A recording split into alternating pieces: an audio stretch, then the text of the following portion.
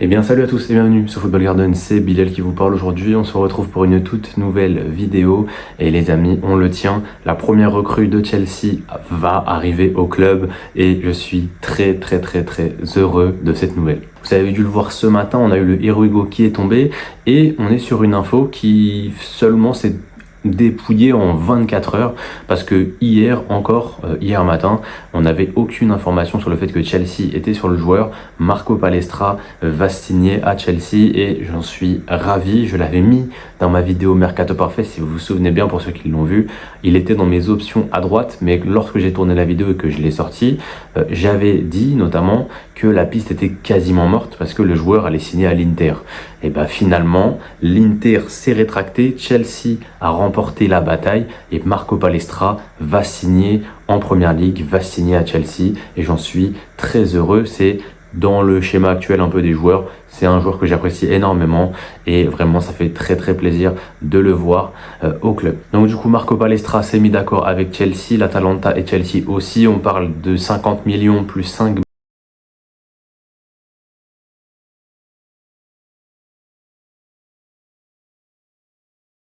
sur Marco Correa, donc on va dire que au niveau balance, on s'est pas trop cassé la tête, donc ça c'est plutôt cool.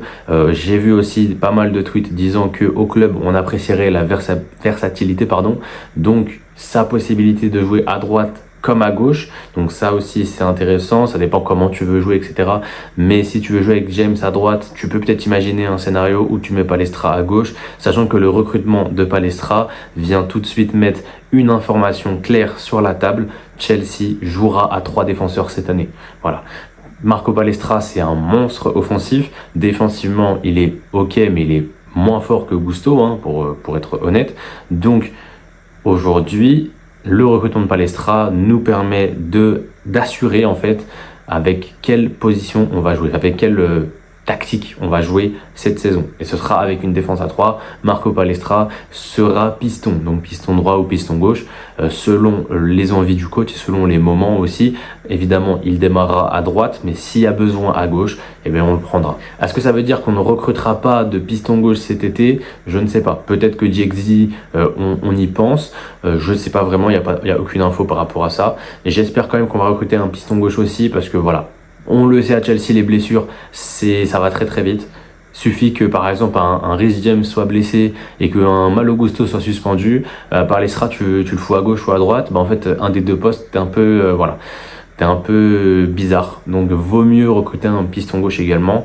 Mais voilà, c'est toujours intéressant d'avoir des joueurs qui peuvent jouer à droite, qui peuvent jouer à gauche. Ça t'apporte de la flexibilité et ça t'apporte aussi une couverture de poste plus intéressante. Au niveau du style de joueur que c'est, Marco Palestra, c'est un joueur qui est très offensif. Voilà, qui est très offensif et qui a été élu meilleur défenseur de Serie A la saison dernière. Voilà, il était prêté à Cagliari par l'Atalanta et là-bas, il a fait un super prêt, vraiment une super saison pour lui.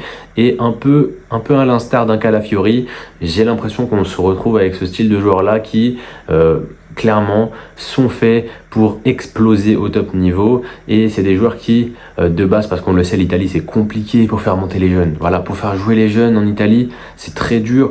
Quand tu es un jeune joueur, avant tes 23-24 ans, tu joues pas dans les grosses équipes. Tu es prêté à gauche, à droite. Tu es prêté d'abord en Série B, après tu es prêté dans un petit club de Série A. Et si ça marche bien, là oui, on te recrute. Et par exemple, Calafiori, c'est un des rares exemples où le mec a joué jeune dans son équipe, Bologne en l'occurrence. Mais pour le cas de Palestra, il fait un peu comme tous les joueurs italiens du circuit. Quand il est jeune, il fait des prêts à gauche à droite et il est jamais vraiment utilisé par son coach dans son équipe A, parent du joueur.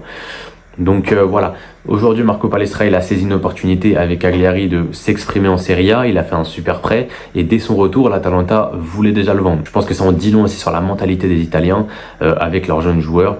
Quand on a un joueur qui vient d'exploser à Cagliari et qui fait une super saison en Serie A, meilleur défenseur de l'année, normalement tu es censé tout faire pour le garder et pourtant premier jour de mercato l'Inter est arrivé, l'Atalanta a dit ok on vous le vend à 50. Donc voilà, clairement il n'y avait aucune volonté de l'Atalanta de garder le joueur, donc ça c'est voilà, c'est l'Italie. Et pour l'Inter, je trouve qu'ils se sont vraiment, voilà quoi.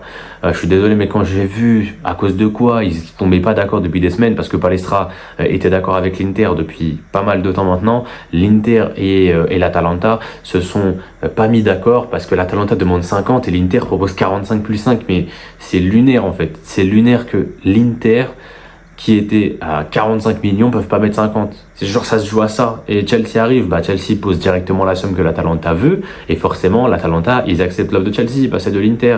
Et l'Inter qui, pour moi, aurait dû clairement suivre l'offre de Chelsea, au moins d'un point de vue financier avec le club. Derrière, tu négocies avec Palestra en disant oui, tu auras un plus petit salaire, mais tu joues la Ligue des Champions, etc. Et je pense qu'il aurait rejoint l'Inter. Je pense que même avec un salaire plus élevé à Chelsea, parce que l'info est tombée, Chelsea offre un plus gros salaire à Palestra. Même avec un salaire plus élevé à Chelsea, s'il avait le choix entre les deux clubs, je pense qu'il serait parti à l'Inter. Voilà. Donc l'Inter, pour moi, aurait dû poser le même argent que Chelsea finalement, et ils auraient dû le faire déjà bien avant que Chelsea arrive dans la course, parce que le deal, il était fait à 95% depuis 2 semaines. Donc voilà, c'est très bizarre pour l'Inter. Mais nous, on en profite évidemment, et c'est le premier recrutement de l'Air Chabi, et je suis très très très heureux. C'est un très bon premier deal. Honnêtement, pour le moment, le mercato de Chelsea est une réussite.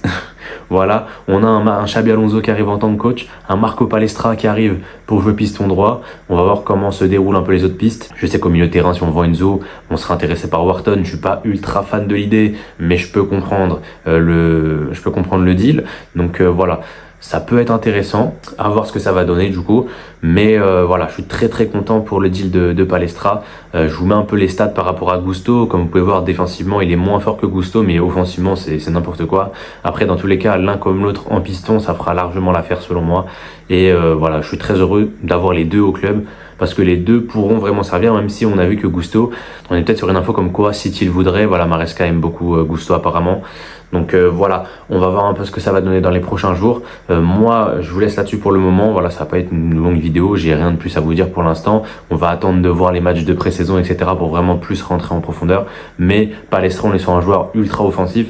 On est sur un joueur qui clairement va nous apporter tout de suite et qui va exploser aussi dans le futur. Voilà, c'était ça que je vous avais dit notamment dans le Mercato Parfait. Les joueurs qu'on recherche, c'est des joueurs qui sont à fort potentiel, c'est-à-dire qu'ils peuvent encore progresser, mais qui sont déjà assez bons pour jouer dans l'équipe A. Donc voilà, c'est un parfait, pour moi un deal parfait, ce Marco Palestra à Chelsea. Donc voilà, dites-moi ce que vous en pensez dans les commentaires. Je sais que beaucoup de gens l'ont pas vu. Je vous invite à aller voir même des highlights déjà dans un premier temps, parce que bon, des matchs complets, etc. c'est compliqué. Et vu que l'Italie joue pas la Coupe du Monde, forcément t'as pas ce high test plus simple de regarder les matchs, là où par exemple Calafiori, il y a l'Euro 2024 au moment où il explose, et en fait ceux qui ont déjà vu la saison savent que Calafiori est très fort, mais à l'Euro il fait un Euro incroyable, et tu te rends compte, en fait l'Europe entière se rend compte à ce moment là de ok, ce mec là est fort, c'est pas seulement les très connaisseurs de foot. Donc voilà, là il n'y a pas ce côté Coupe du Monde, il n'y a pas ce côté très clivant de pouvoir regarder un joueur à travers une compétition internationale ou mondiale. Donc voilà, mais Marco Palestra, très bon joueur. Je vous invite à aller voir un petit peu les vidéos sur lui. Forcément, je peux pas vous les mettre dans cette vidéo, sinon je vais prendre des droits d'auteur, des strikes, etc. Donc c'est compliqué pour moi. Mais je suis très très heureux de ce premier deal, les amis. Voilà, dites-moi ce que vous en pensez dans les commentaires, et moi je vous laisse là-dessus. On se retrouve très bientôt pour une nouvelle Actu Mercato. C'était Bilal, portez-vous bien et la paix sur vous.